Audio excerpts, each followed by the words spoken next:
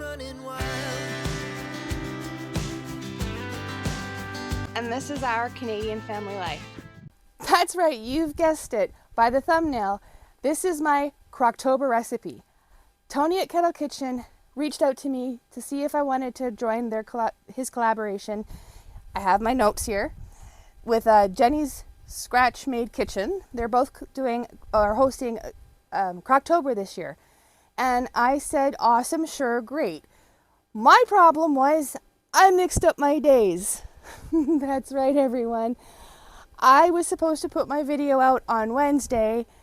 I mixed up the dates. I've been feeling bad. I've had a cold. So Tony graciously let me release it today on Friday. So thank you so much, Tony. I really do appreciate it. But yep, I'm joining another collaboration. It's amazing. And so far we've had some very amazing meals. If you haven't yet, go check out the playlist. I have it linked down in the description below. But mine is going to be a very unique recipe.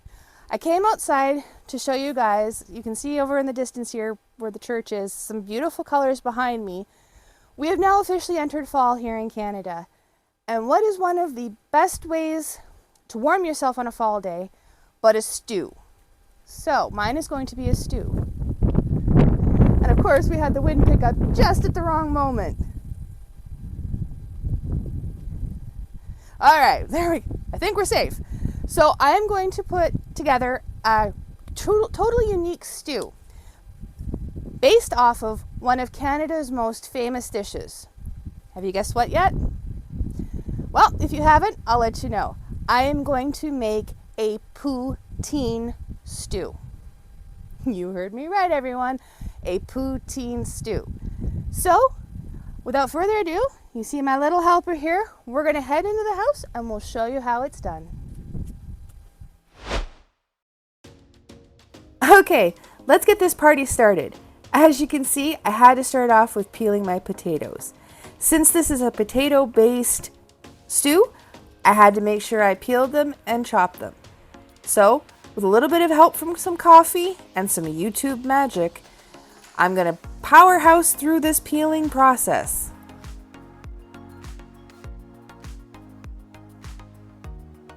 If only I could actually be this fast in actual real life. I love YouTube.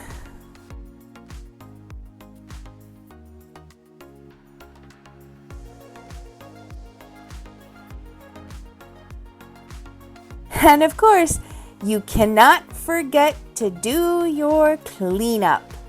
This made it so easy. And now it's time to chop our potatoes.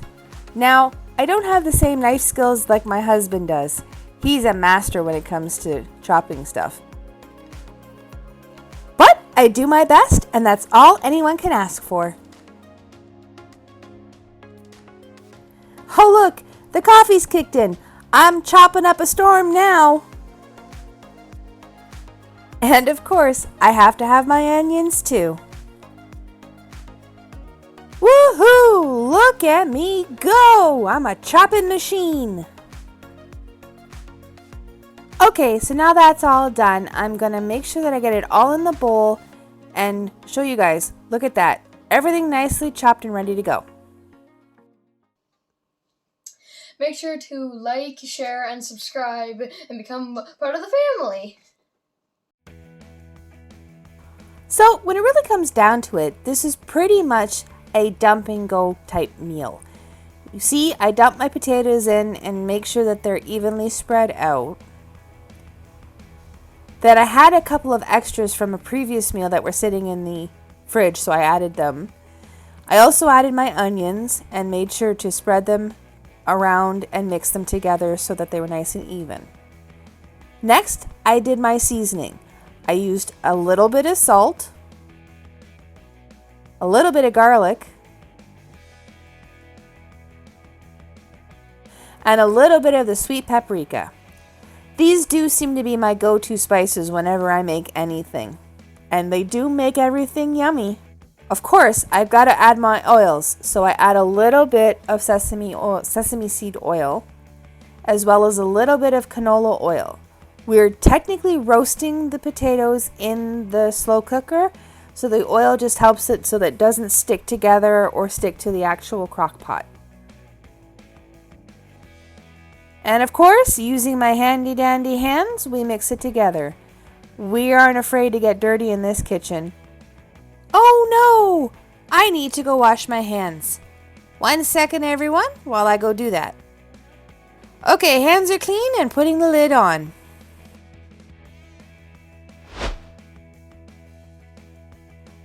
Now it's time to set the temperature on the crock pot. As you can see, I put it on high. So you're going to want to probably cook the potatoes on high for about 4 to 6 hours just to make sure they come out nice and tender. We're back outside, everybody, while we wait for the potatoes to do their thing and cook and roast because, oh my God, and it already smells delicious in the house. And I barely put them on. So let's get down to the nitty gritty. As you guys know, this is another collaboration. If you're new here, you'll learn very quickly. I love collaborating with my friends on YouTube. I've been in many of them before, especially with Tony from Kettle Kitchen. So I am so thankful that he reached out to me. So as I was saying, this one is called Crocktober. So for the whole month of October, everyone is putting out a recipe and a dish and a meal that you can do in your crock pot or slow cooker or however you like to, whatever you like to call it. So that is what we are doing this month. It is hosted by, like I said, Tony from Kettle Kitchen and Jeni from Jeni's Scratch Made Kitchen. Two amazing channels. Again, if you haven't checked them out, please do. Amazing, amazing recipes and awesome people. There will be a giveaway on November 2nd at 6 p.m. MST on Jeni's channel, so on Jeni's Scratch Made Kitchen. So look out for that. And yeah, it's a pretty awesome collaboration. I've already seen some amazing videos. I've seen cornbread done in the crock pot and dips, and chili just came out this morning, so that looked really, really yummy and everything like that. So like I said, if you haven't yet, go check out their playlist. It'll be linked in the description below.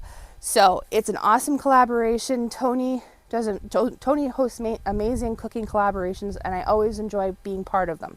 So thank you once again, Tony, for asking me to join this. And I hope everybody does enjoy this recipe. So I'm going to head back inside and let's go check on those potatoes. All right, so now it's been about 6 hours and I'm going to check on how tender the potatoes are. Using my fork, I'm going to pierce them a couple of times just to see some of the bigger ones and see how nice and tender they are. They seem to be doing pretty good, so now it's on to the next step. That's right, everyone. I'm adding some bacon bits. Sometimes you just need that extra flavor and bacon bits will do it, or bacon in general, really. Who doesn't like bacon? And of course, you gotta give it a good stirring to make sure it gets mixed into all that yummy goodness. And of course, what good poutine stew would not be complete without the gravy? And you guessed it, I'm using 2 cans of gravy. Just look at how yummy that gravy looks. I mean, can you guys just imagine how it's smelling already in my kitchen? And of course, you gotta do another stirring. Gotta mix all that gravy goodness in with the potatoes and the onions and the bacon bits. So now I'm gonna put the lid back on and we're gonna let that cook for about 5 minutes so everything gets nice and yummy.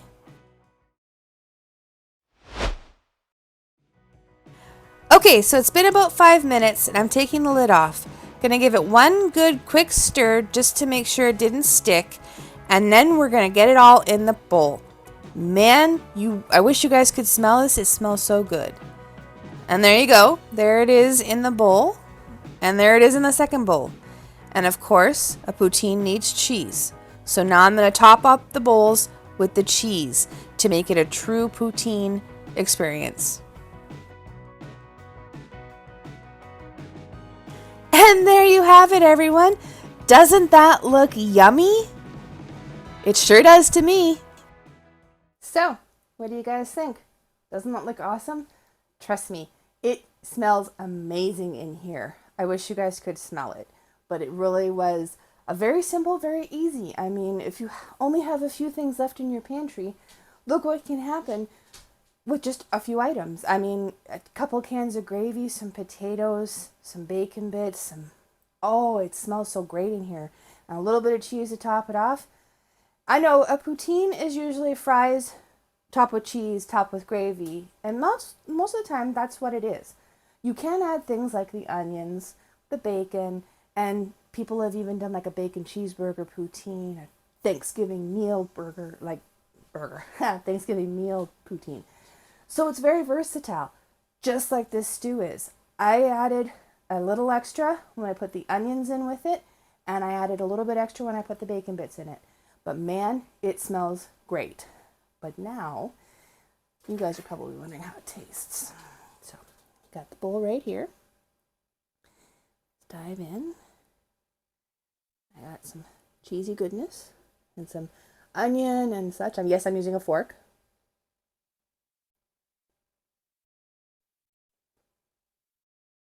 Mmm.